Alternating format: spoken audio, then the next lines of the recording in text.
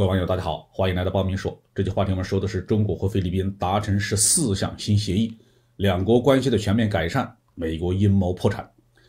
2023年元旦刚过，菲律宾总统马克思夫妇就前来北京访问，得到了中国领导人的接见。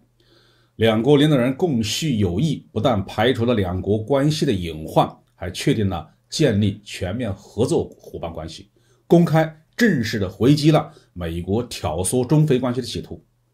两国共同签署了14项合作协议，中国呢将在经济贸易、基础设施、信息化、文化教育这些方面呢向菲律宾全面的提供帮助。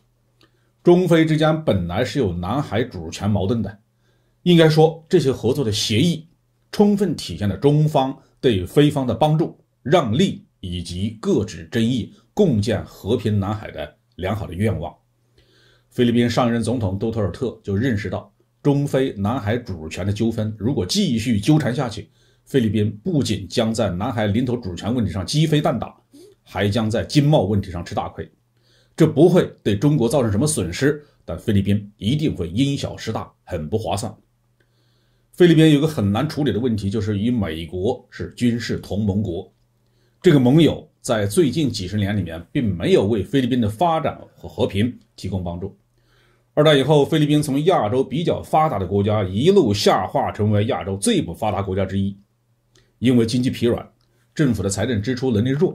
再加上治理水平低下，导致菲律宾国内的恐怖组织活动猖獗。2017年，恐怖组织甚至是占领了马拉维市，菲律宾政府被迫出动数千精锐部队，历经半年的苦战，在消灭恐怖分子。特种部队伤亡几百人，整个城市几乎夷为平地。美国不能带来和平与繁荣，近在咫尺的中国却可以。中菲经贸关系已经在过去的几年大幅度的提升，为众多的菲律宾老百姓带来了工作的机会和收入。关于这一点菲律宾老百姓的感受是最深切的。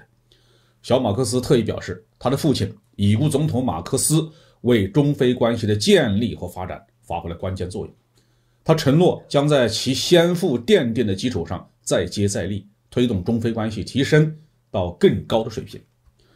关于南海问题，双方的表态充分体现了两国的胸怀和智慧。中菲联合声明第13条的原文是，两国元首就南海局势深入坦诚交换意见，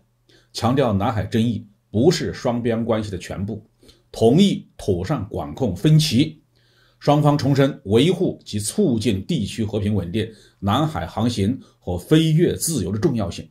同意在南海各方行为宣言以及联合国宪章和1982年联合国海洋法公约的基础上，以和平方式处理争议。这实际上是正面回击了美国的阴险图谋。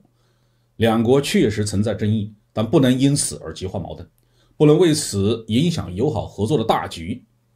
这条声明还明确了一个重要的共同立场：南海自由航行不能由美国人来定义，而是应该在联合国的法律框架之下，由南海周边国家来定义。另外一个值得关注的亮点，与前一段时间被西方媒体热炒的所谓火箭的残骸问题有关系。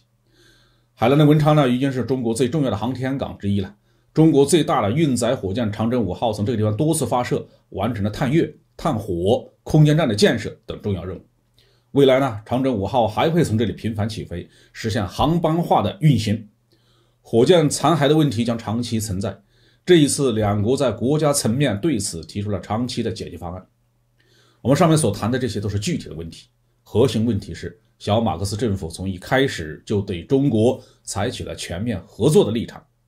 了解外交谈判的人都知道，14项协议涉及到两国关系的方方面面，